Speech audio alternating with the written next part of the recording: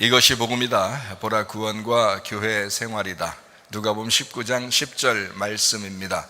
인자가 온 것은 잃어버린 자를 찾아 구원하려 함이니라. 아멘. 구약에 복음이 있습니다. 이사야 53장 5절 말씀이죠. 주님이 찔리신 것은 우리 허물 때문입니다.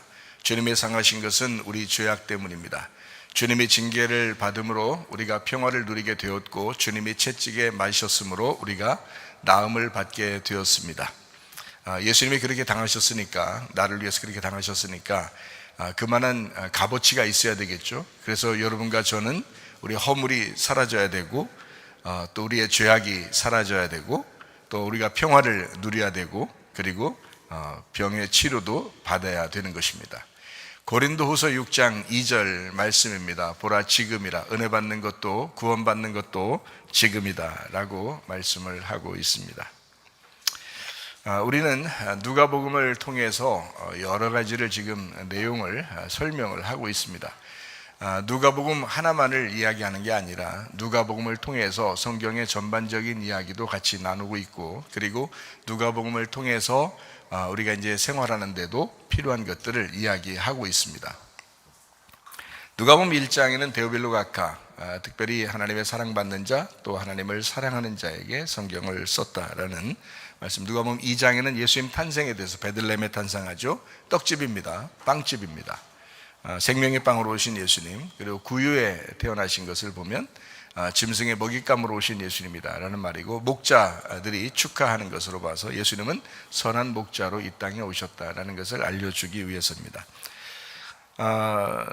누가복음 3장에는 요한이 물침례를 합니다. 이것은 회개의 침례라고 그러고, 예수님은 성령과 불로 침례하시는 분이다 라고 말씀합니다. 불은 심판을 의미하고요, 성령님은 이제 성령의 침례는 알곡을 모아서 곡간에 드리는 것을 의미하죠. 우리의 마음 안에서 이루어지는 사건들입니다. 누가복음 4장에는 시험 받으신 예수님입니다. 세 가지 시험이에요.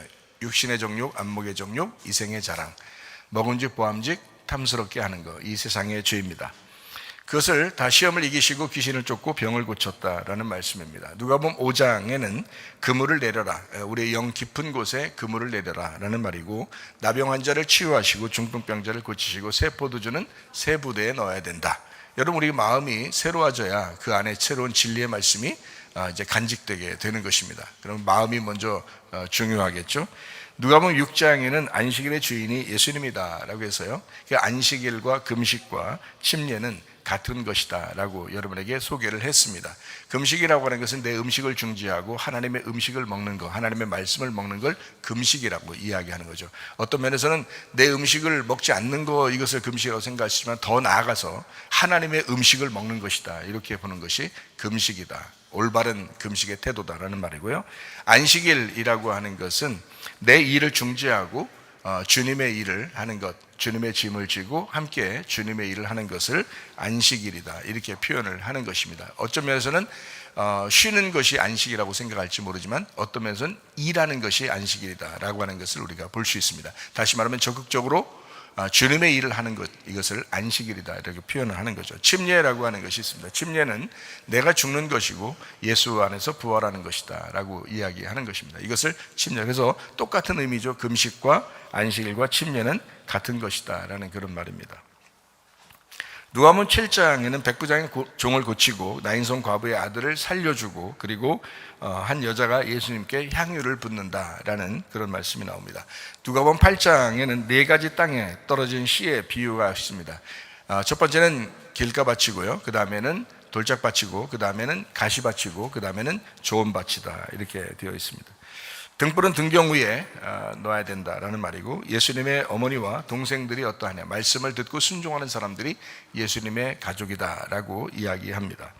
바람과 물결을 잔잔케 하시고 귀신 들린 자를 고쳐줍니다. 무덤 안에 있는 자가 어떤 면에서는 여러분과 저를 의미한다라고 했죠. 그래서 그것은 옛날의 과거의 추억이나 기억에 사로잡혀서 거기에서 못 헤어나오지 못하는 사람들을, 무덤에 갇힌 귀신 들린 사람이다, 특별히 우리들을 의미하는 것이다. 그런 사람들이 도저히 헤어나오지 못할 때, 그때 하나님 앞에 부르짖게 되죠.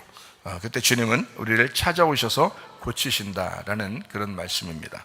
예수님이 찾아오시면 귀신은 떠나가게 되어 있다라는 그런 말입니다. 야이로의 딸 그리고 예수의 옷에 손을 댄 여자도 나옵니다. 그래서 우리에게 이제 가정에 내려오던 모든 피의 근원이 다 끊어지고 예수의 이제 피의 근원을 받아서 살아가게 되는 사람이 되었다라는. 그리고 달리다굼 일어나라라고 했습니다. 자, 그리고 이제 누가복음 9장입니다. 누가복음 9장을 통해서 또 우리는 여러 가지 말씀을 같이 나누기 원하는데요. 하나님의 나라에 대한 이야기입니다. 누가복음 9장에는 하나님의 나라를 설명하기 위해서 쓴 책이다라고 우리는 이제 배웠습니다.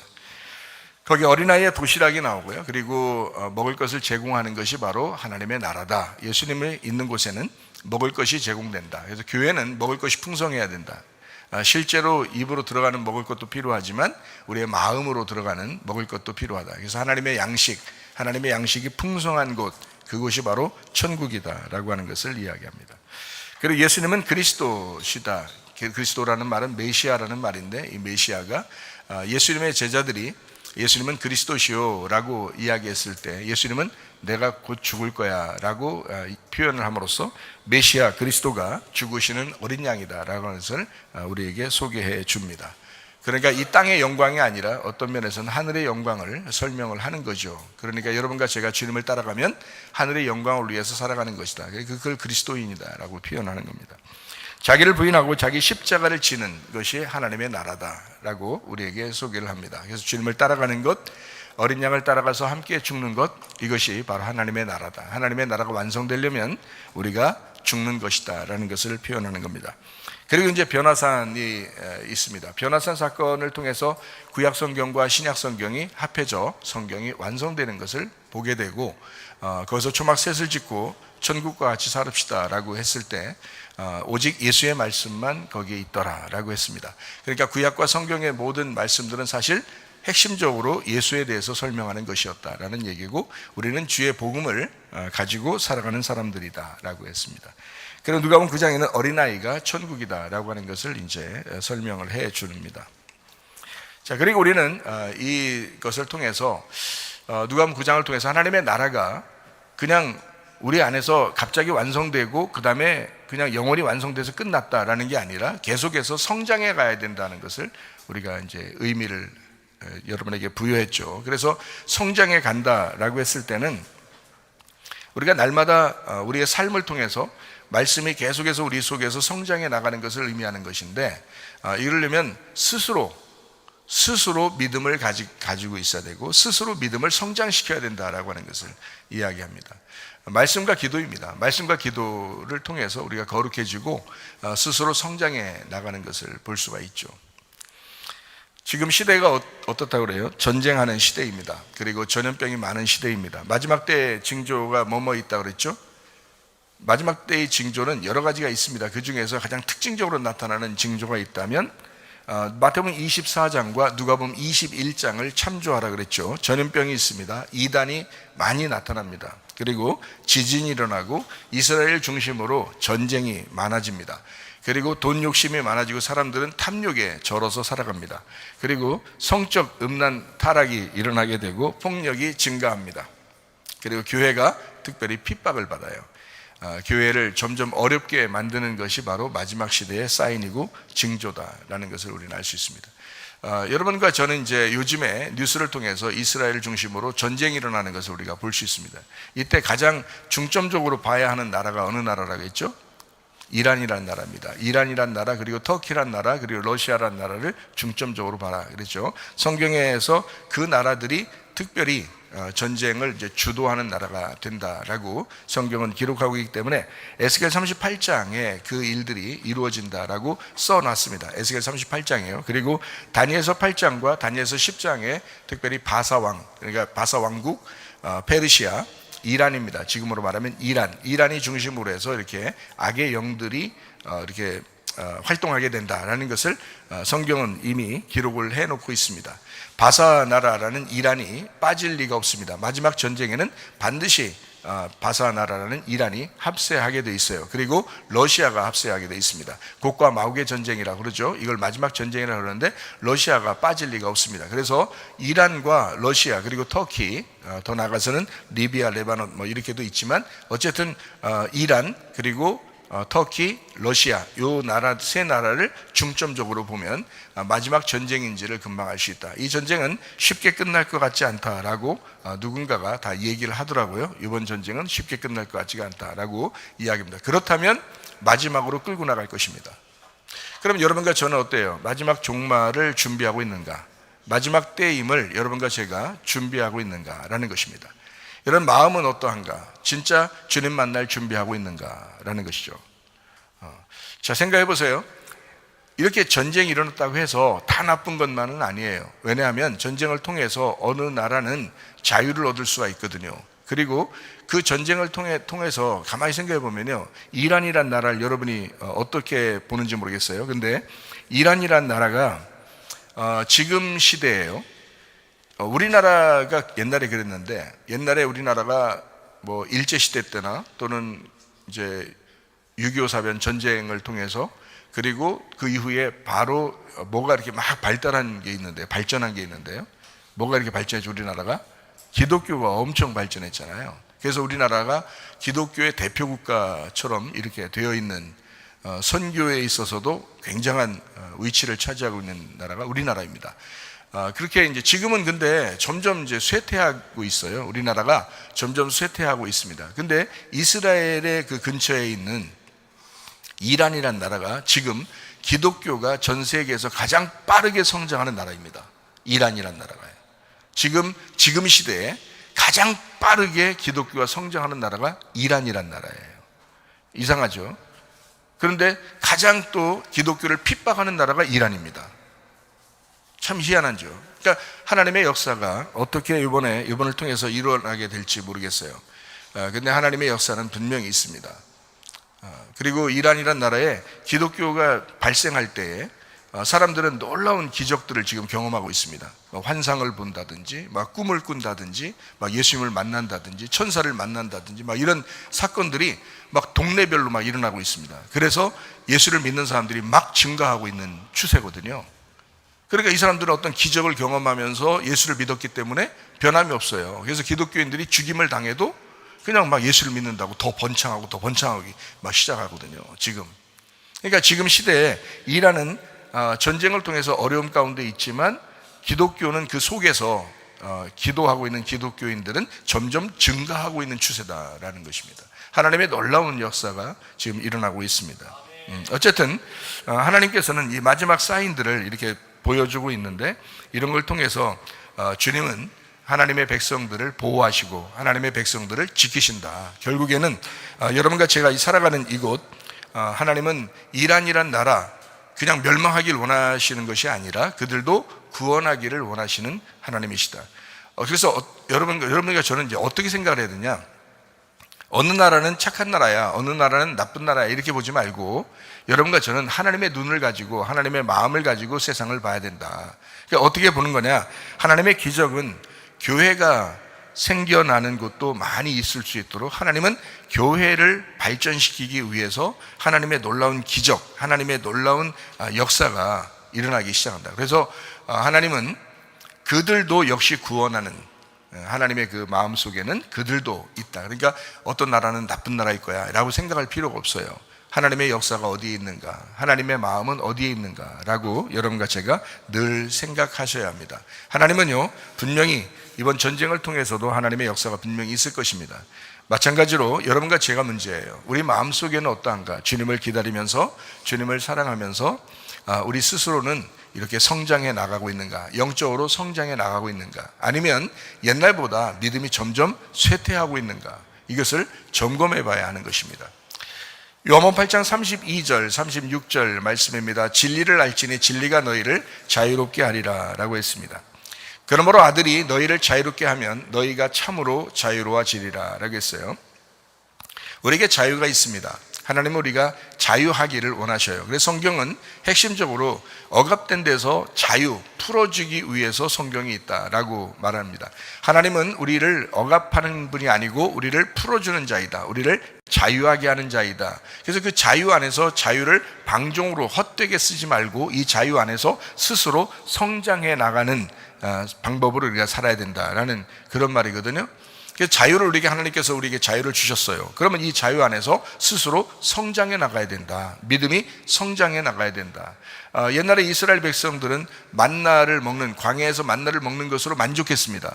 그런데 만나를 먹는 것은 40년이에요. 가나안 땅에 들어가서 농사를 짓게 되면 만나가 끝이게 됩니다. 만나를 그냥 먹으면 좋죠. 하늘에서 내려주는 거니까 그냥 먹으면 좋죠. 아무 일 안 해도 먹을 수 있으니까. 그런데 이건 어린아이의 행동이라는 거죠. 하나님께서 우리에게 말씀하시는 것은 가나안 땅에 들어가 너희들이 농사하고 너희들이 요리해서 먹으라, 이렇게 말씀하는 거거든요. 여러분, 말씀을 듣는 자가 어린아이입니까? 말씀을 요리하는 자가 어린아이입니까? 말씀을 그냥 듣고 있는 자가 어린아이예요. 여러분과 저희가 말씀을 수없이 듣습니다. 수없이 듣는다는 것은 만나가 내려진다는 얘기거든요.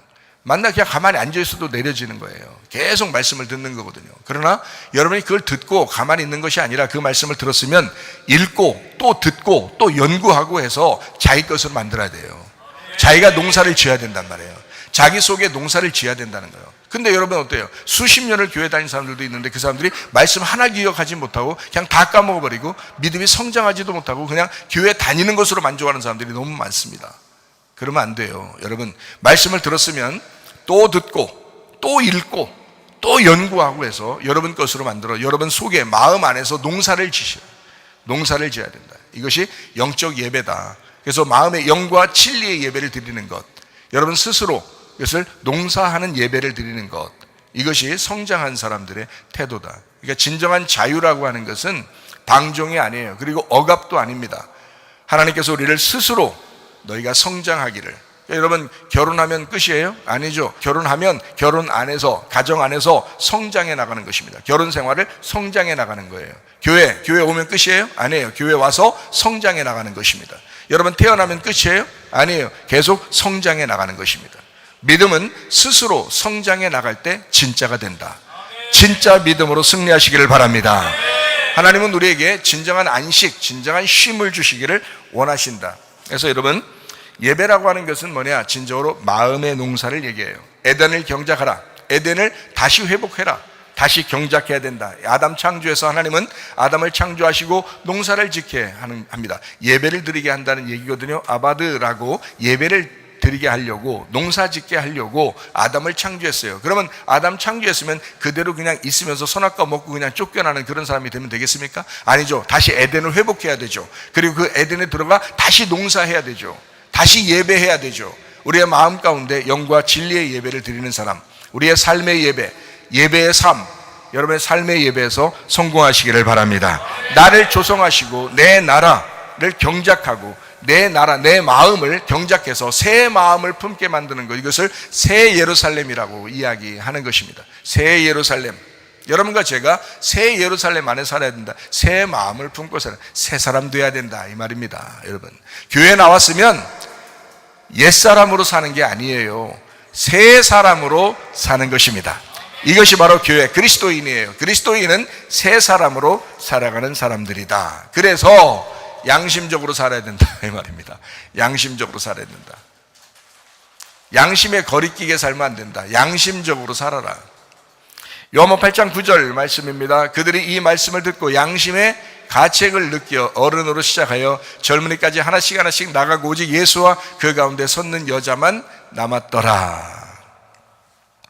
사도행전 23장 1절 말씀입니다. 바울의 공회를 주목하여 이르되 여러분 형제들아, 오늘까지 나는 범사의 양심을 따라 하나님을 섬겼다라고 했습니다. 그리스도인의 모습이에요. 로마서 2장 14절 15절 말씀입니다. 율법 없는 이방인이 본성으로 율법의 일을 행할 때에는 이 사람은 율법이 없어도 자기가 자기에게 율법이 되나니, 이런 일들은 그 양심이 증거가 되어 그 생각들이 서로 혹은 고발하며 혹은 변명하여 그 마음에 새긴 율법의 행위를 나타내느니라 라고 했습니다. 무슨 말인지 알겠죠? 율법이 오기 전에도 양심이라는 게 있었다는 거예요. 하나님이 주신 감각입니다, 여러분. 사람이 뭔가 양심에 꺼리다는 뭔가 감각이 건드려졌다는 얘기예요. 마음의 감각이 건드려졌다는 얘기예요.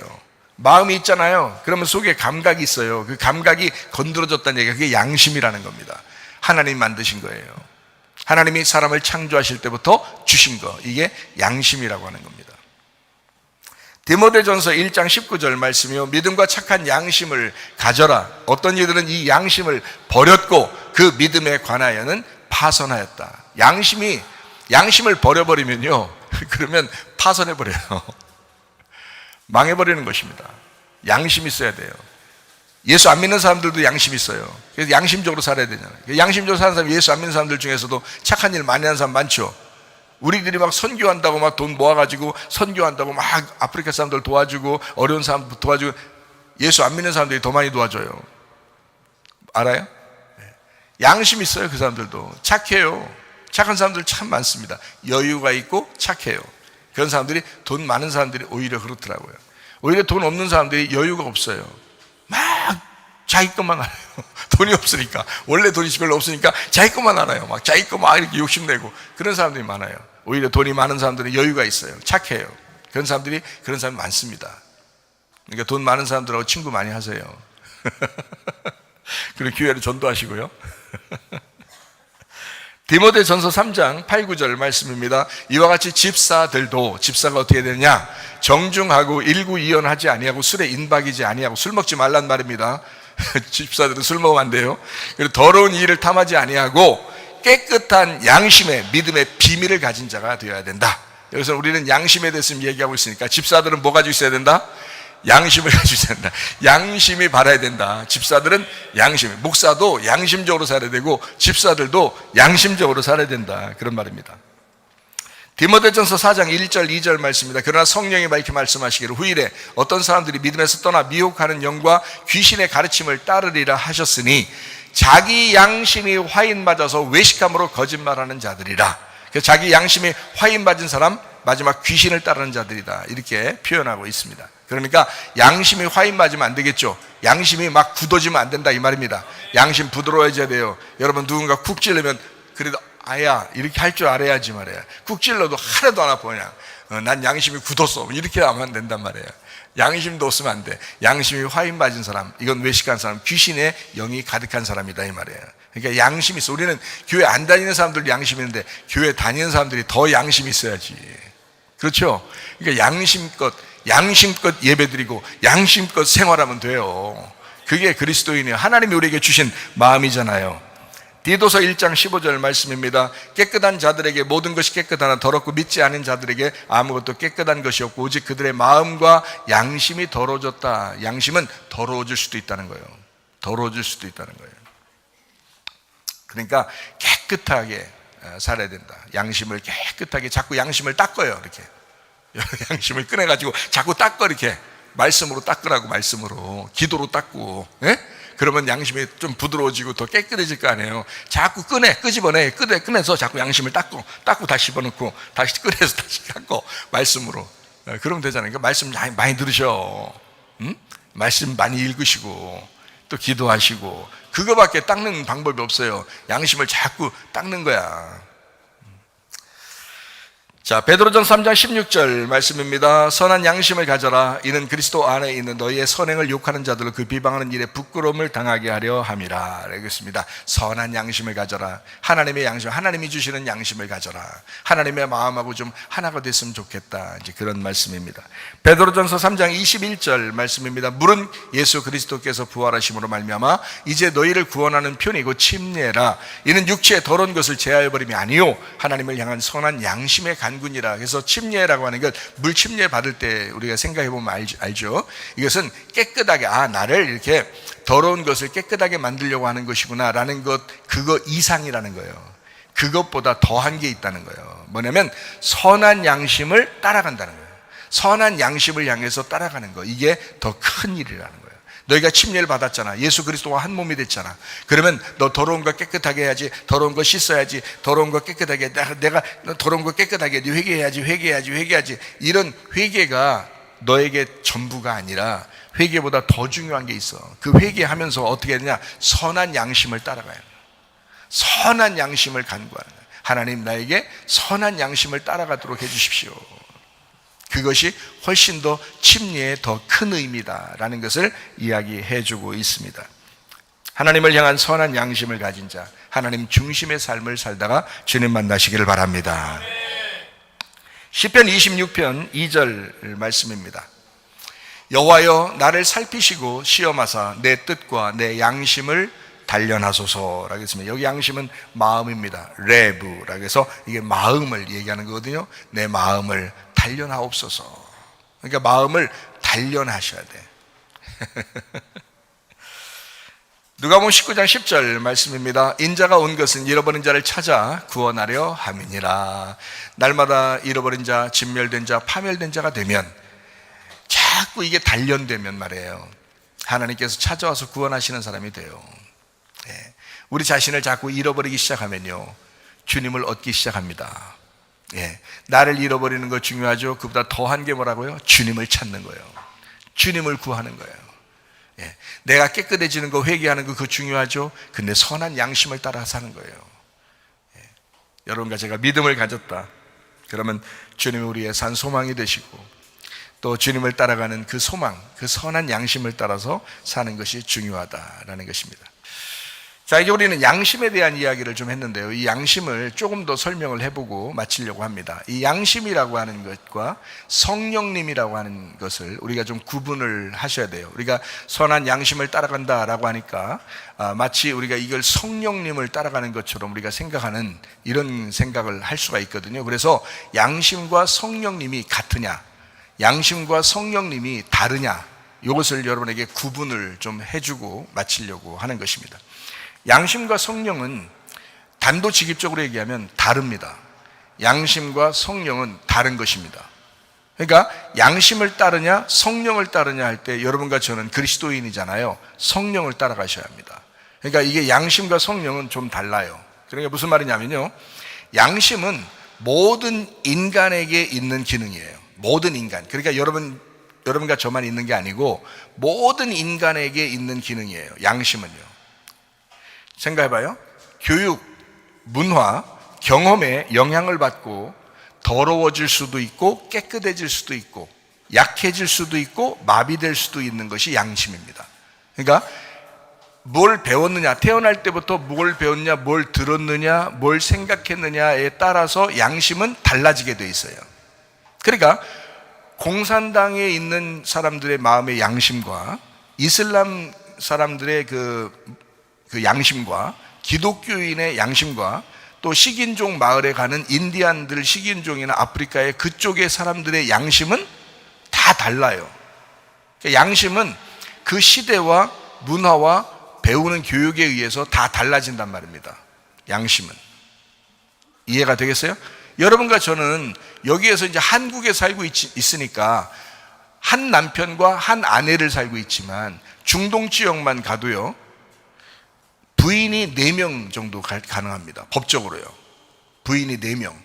그리고 그 부인 4명이 서로 사이좋게 지냅니다. 한 사람은 빵을 만들고, 한 사람은 뭐 빨래를 하고, 한 사람은 뭐 이런 행정을 보고, 뭐 이렇게 다 다르게 생활하는, 그런데 서로 관계들이 좋아요. 아프리카의 어느 나라 부족을 보니까 그 사람 그 추장 부인이 20명이었어요. 근데 성경에 보면 예수를 믿으면 어떻게 돼요? 한 남편과 한 아내가 되는 거잖아요. 그래서 이 사람이 첫 번째 부인만 남겨놓고 나머지를 다 집을 해서, 예수 믿고 난 다음에 집을 해서 다 19명을 내보냈다 그러더라고요.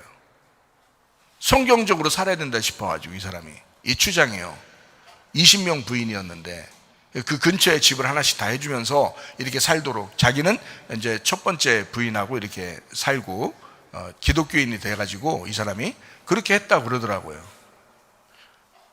뭐 하여튼 성경대로 이루려고 그 사람은 그렇게 했지만, 뭐 그런 의미는 아닌데, 성경의 그 의미는 한 명의 남편과 한 명의 아내라고 하는 거는 신랑 대신 예수님하고 신부인 교회를 설명하려고 했던 거거든요. 그런데 이제 그 추장은 그걸 그대로 받아들여서 이제 이행한 거죠. 어쨌든 자, 각 문화마다, 각 살아가는 그 생활마다 다 달라요, 양심은요. 어떤 아프리카의 그 식인종 마을에는요, 부모를 이렇게 돌아가시면 다 이렇게 잡아먹습니다. 삶아요. 삶아가지고 이렇게 잡아먹는다 그래요. 근데 그것을 굉장히 좋게 생각을 한대요. 왜 좋게 생각하냐면 그게 양심에 바른 거예요. 어떻게 우리 부모, 이제까지 나를 키워주신 부모를 어떻게 땅에다가 던져버리느냐는 거예요. 그 사람들 생각은. 그래서 자기 몸속에 집어넣어야 되고 그 부모님, 어머니와 아버지를 알았던 그 이웃 사람들 다 초청해서 함께 뜯어 먹습니다. 삶아가지고요. 그래야 그 몸속에 다 들어가서 함께 살고 있다고 생각하는 거예요. 그게 그 사람들의 문화예요. 근데 우리나라 같은 사람이 그 사람들을 보면은 상당히 미개하고 식인종이라고 생각하겠죠. 근데 그 사람들은 우리나라에 와가지고, 우리나라에 와서 우리나라 사람들이 땅에다가 이렇게 부모를 이렇게 묻으면 어때요? 세상에 저런 버르장머리 없고 배은망덕한 놈이 어딨냐 이렇게 생각할 거예요. 그 사람들의 생각에는. 그러니까 그 사람들의 양심과 우리들의 양심이 다른 거죠. 이해가 돼요? 배운 거에 따라서, 문화에 따라서, 그 경험에 따라서 영향을 받아요. 그래서 양심은 그렇게 만들어진다 이 말입니다. 근데요, 성령님이 오시면 우리를 성령은 진리 가운데 인도하십니다. 요한복음 16장 13절 말씀입니다. 그러나 진리의 성령이 오시면 그가 너희를 모든 진리 가운데로 인도하시리니 그가 스스로 말하지 않고 오직 들은 것을 말하며 장래 일을 너희에게 알리시리라 라고 했습니다. 여러분 생각해봐요. 성령님은 우리를 어디로 인도한다고요? 진리가 무엇이냐라고 하는 것으로 인도해요. 성령님은 우리를 진리로 인도합니다. 근데 여러분, 양심이 진리로 인도할까요, 우리를? 양심은 진리로 인도하는 게 아니에요. 우리의 삶의 규범이죠. 그 나라에서 살아가는 삶의 규범이 양심이에요. 그런데 성령님은 우리를 진리로 인도한다고요. 진리가 누구예요? 예수님이죠. 길과 진리요 생명 되신 예수님에게 인도한다고요. 예수님에게 인도하는 자가 성령이에요. 그것이 이해가 돼요? 예수님에게 인도하는 자가 양심입니까? 잘 생각해 보세요. 양심은 누구나 다 가지고 있다니까요. 근데 성령님은 예수를 믿는 사람에게만 있습니다. 이해가 돼요? 그래서 성령님은 우리를 진리 가운데 인도하신다, 예수로 인도하신다라는 그런 말입니다. 성령님은 하나님 자신입니다. 양심이 하나님 자신이다 이렇게 말할 수는 없잖아요.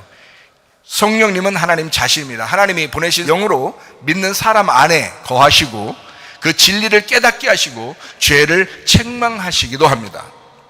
이것이 성령님이십니다. 그래서 여러분에게 양심과 성령의 차이, 양심과 성령의 그 구분을 여러분에게 좀 하려고 하는데요. 양심은 인간의 내면 기능입니다. 인간의 내면 기능, 모든 사람에게 있고요. 변질이 가능하고 개인의 도덕 기준에 따라서 사람이 다릅니다. 양심은요. 그런데 성령님은 하나님이십니다. 믿는 사람에게만 있습니다. 변질이 불가능합니다. 변질이 불가능하다. 하나님의 진리이다. 이것이 성령님이십니다. 양심과 좀 다르죠? 여러분, 양심껏 살아야 되는 것은 우리의 삶의 규범이에요. 그러나 성령을 따라 사는 사람들이야. 그거보다 훨씬 더 높은, 양심보다 훨씬 더 높으신 하나님을 믿는 사람들이 여러분과 제가요. 이해가 돼요? 그래서 여러분과 저는 성령을 따라 사시면 되겠습니다. 성령님이 양심을 깨끗하게 하고 올바르게 한다. 히브리서 9장 14절 말씀입니다. 하물며 영원하신 성령으로 말미암아 흠없는 자기를 하나님께 드린 그리스도의 피가 어찌 너희 양심을 죽은 행실에서 깨끗하게 하고 살아계신 하나님을 섬기게 하지 못하겠느냐. 하나님의 성령이 들어오시면 성령이 양심을 깨끗하게 하고 너희를 올바르게 만들 것이다. 성령이 없어도 올바르게 양심적으로 살아가려고 하는 사람들이 있어요. 근데 성령을 가지면 성령도 있고 양심적으로도 분명하게 살게 만든다는 거예요. 여러분, 그리스도의 피가 우리 양심을 깨끗하게 한다. 그리스도의 피가 우리 양심을 깨끗하게 한다. 그래서 우리는 날마다 어린 양 되신 예수님, 나를 위해서 죽으신 예수님을 기억하고 그분을 생각하고 그분을 간직해야 우리가 깨끗해진다는 거다. 양심이라고 하는 것은 판단하는 기능입니다. 양심은 판단하는 기능, 성령은 그 기능을 올바르게 인도하시는 하나님이시다. 잘 이해가 되겠어요? 양심은 판단하는 기능인데 그 판단하는 기능을 올바르게 인도하시는 분이 성령님이시다. 양심은 인간 안에 있는 도덕적 감지 기능이에요. 그런데 성령님은 하나님이 주시는 진리의 인도자이십니다. 뭔가 다르죠? 성령이 역사하면 양심이 더 깨끗하고 정확해집니다. 그래서 성령님이 역사하도록 어떻게 해야 되냐? 여러분과 제가 말씀과 기도로 충만해야 합니다. 마음 안에 양심 기능이 있습니다. 예수님은 마음을 강조하시고 바울은 양심을 강조했습니다. 다시 말하면 바울은 그 감각, 마음의 감각을 강조한 것이고 예수님은 마음 자체를 강조하셨습니다. 마음에 염려, 근심이 있습니다.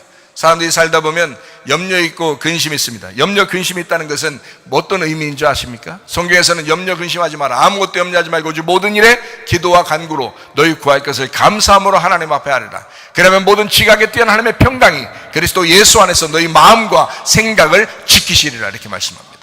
여러분 생각해봐요. 염려, 근심이 있다고 하는 것은 하나님을 안 믿는 거라고 볼 수 있습니다. 염려, 근심이 있죠. 있는데 그것 때문에 힘들어하는 사람이 있어요. 하나님 안 믿어서 그렇습니다. 하나님을 안 믿는다는 것은 선악과를 먹은 인간이 자기가 하나님이라는 탐욕을 가진 자이다. 자기가 어떻게든지 해보려고 하는 탐욕은 우상숭배예요. 그게 선악과입니다. 우상숭배는 음녀의 음란을 말합니다. 그러니까 음란, 우상숭배, 선악과, 탐욕, 결국 하나님을 안 믿는 것이다. 하나님을 대적하는 자이다. 교만한 자이다. 하나님을 믿지 않는 자이다. 그러므로 염려와 근심, 마음의 염려와 근심은 뭐하고의 반대냐면 평안과 반대입니다. 천하태평과 반대입니다. 솔로몬과 반대입니다. 샬롬과 반대입니다. 다시 말하면 마음의 염려, 근심 할 수 있죠. 그러나 뭐를 안 믿는 거예요? 하나님의 마음의 평안, 샬롬, 솔로몬을 믿지 않는 것이다. 그러나 여러분, 우리의 영원한 평화의 왕이 누구십니까? 솔로몬, 예수 그리스도십니다. 영원한 우리의 평화의 왕 예수 그리스도. 그러니까 반대가 뭐라고요? 염려, 근심입니다. 염려가 있고 근심이 있어요. 불평불만이 있고 짜증이 나고 힘듭니다. 자, 왜 그래요? 뭐가 없어서 그래요? 평안이 없어서 그래요. 평화의 왕이 없어서 그래요. 여러분 마음 가운데 평안이 있도록 기도하시기를 바랍니다. 하나님 아버지, 내게 마음의 여유를 주시옵소서. 내 마음의 평강을 주시옵소서. 평화의 왕이 내게 필요합니다. 하나님, 내가 잃어버린 자가 되고 예수 그리스도를 얻게 도와주옵소서. 누가복음 19장 10절 말씀 읽고 마치도록 하겠습니다. 인자가 온 것은 잃어버린 자를 찾아 구원하려 함이니라. 선한 양심을 따라 사시기를 바랍니다. 성령의 간섭을 받고 사시기를 바랍니다. 주님 다시 오실 때까지 우리는 이 길을 가야 합니다. 하나님의 성령의 인도하심을 받고 승리하는 여러분 되시길 예수로 축원합니다.